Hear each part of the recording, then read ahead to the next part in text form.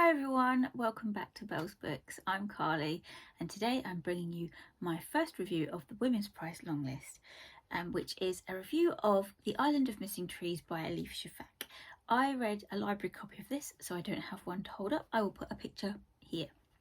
So I've finished this quite a while ago now, so I've sat with it for a while, and I really enjoyed reading this book. It was a very compelling story. I felt like I wanted to turn the pages, although it was quite slow paced. So it's split between two different time frames, and I really enjoy that. When there's novels that are set in two different time periods, I really enjoy that as a narrative device, particularly when, as is the case in this novel, each chapter oscillates. So one chapter is in one time frame and then you switch to another chapter is in another time frame. So that's what happens in this book, and it's split between it was really odd actually the way that the time was written. It was like early 2010s was the was the time frame as in present day, and we're following 16-year-old Ada living in London with her father Costas. Her mother has died, we know that from the beginning, and she's struggling with her mother's death and her father's distance, and something happens at school that is filmed. She does something at school, it's filmed, and then it goes viral, and it's about her reaction to that. And also a long lost aunt appears in her life and comes to stay with Ada and her father, and Ada is like pissed off because she's never met any of her other family, and she's like wants to know, why are you showing up now, where have you been all my life?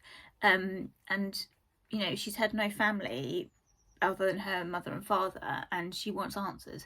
So the present day storyline is about Ada discovering her family's history and her family's past through this character of her Aunt Miriam, who's come from Cyprus. So her mother and father are from Cyprus, and it's about them and their backstory and the history of Cyprus, which I knew nothing about. I've never been to Cyprus, I know nothing about it. Well, I do now because I've learned a lot through this book.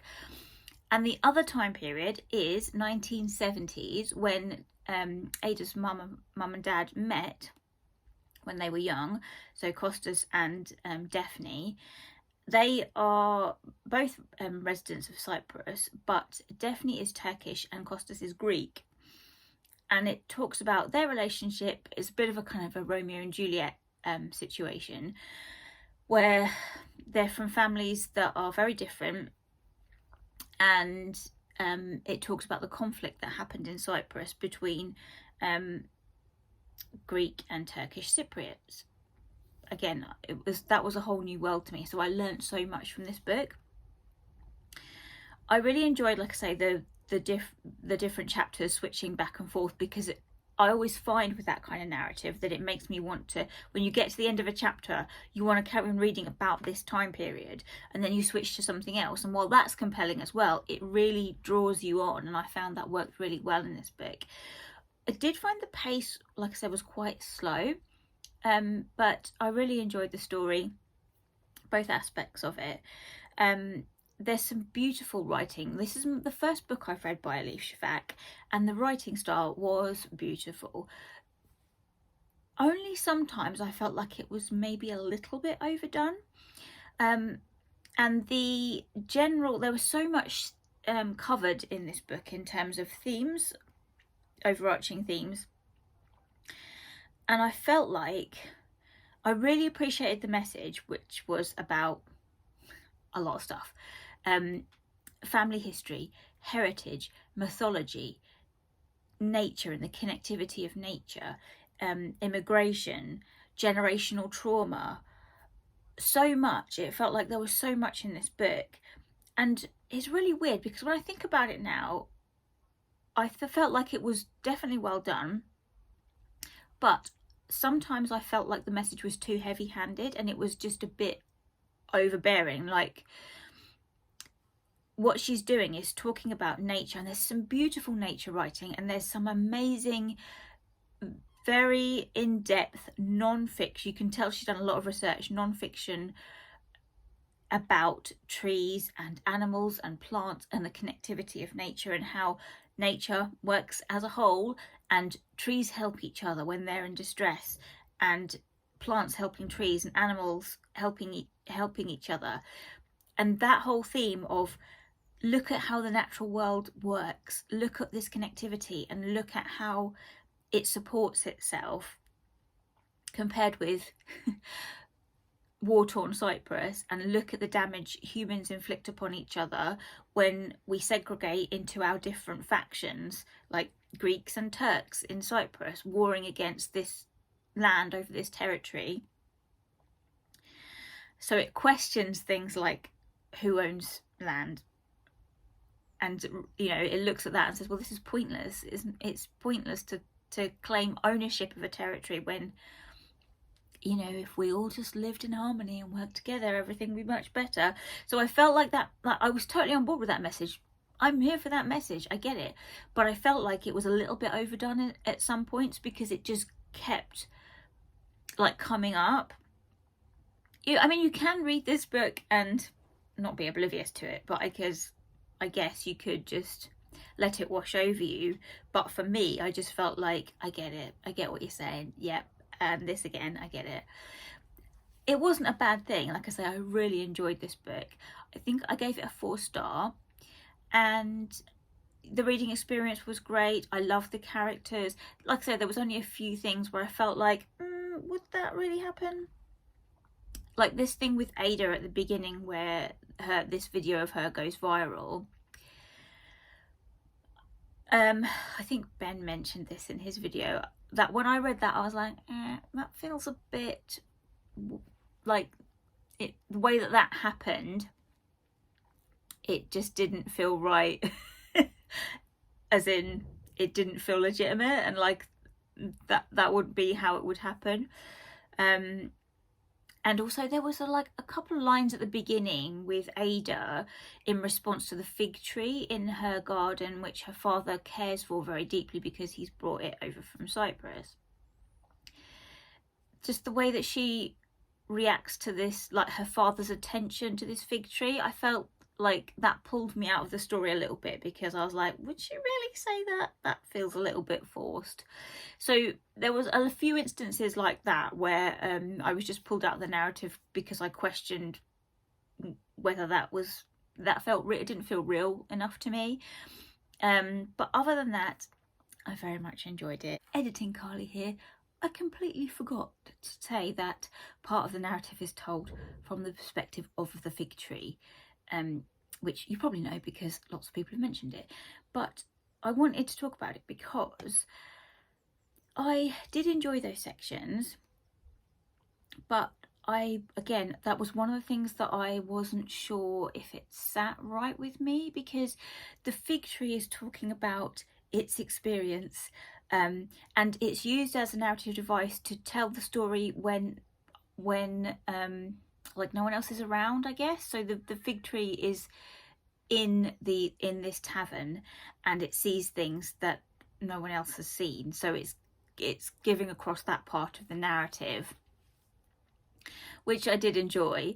But it's like it has this a very distinctive voice, and it's telling the story and the missing parts that either Costas hasn't seen, or definitely hasn't seen, or anybody else. And it's talks about its interaction with insects. Like there's a part where a mosquito lands on it, and that mosquito has a particular very important part in the narrative, which is really bizarre. When that story unfolds, you're like, what? So I did appreciate that, but for me, and this is total personal preference, I don't know if it worked for me in terms of the voice of the fig tree and the breadth of what it was commenting on, because it was talking about such a wide range of things. It sounds really weird, but yes, great. It was doing all of the commentary on, did you know that there's these types of trees and they do this, and these types of insects and they do this, and it was giving it across all of that like factual, clearly non-fiction information about the natural world. coming from the perspective of a tree, which is very nice. But I don't know, I guess because when you read something as a writer, you're always thinking about how you would do it. And I really like the idea of using non-human characters and non-human narrators. So again, it was just personal preference for me that I would have done that a bit different. All right. You're not up there, Carly, don't worry about it. But that was just that, you know, my impression of that part of the narrative. But other than that, it was great. Another thing I really enjoyed was the language aspect. So when Ada is talking to her Aunt Miriam, I can't even remember what it is now, but the name that Miriam calls Ada is like a longer version of Ada, and that is different to what her dad calls her. So it's like, it's Ada at the beginning, but it's something else, and Miriam's version is Turkish and Costas's version is Greek.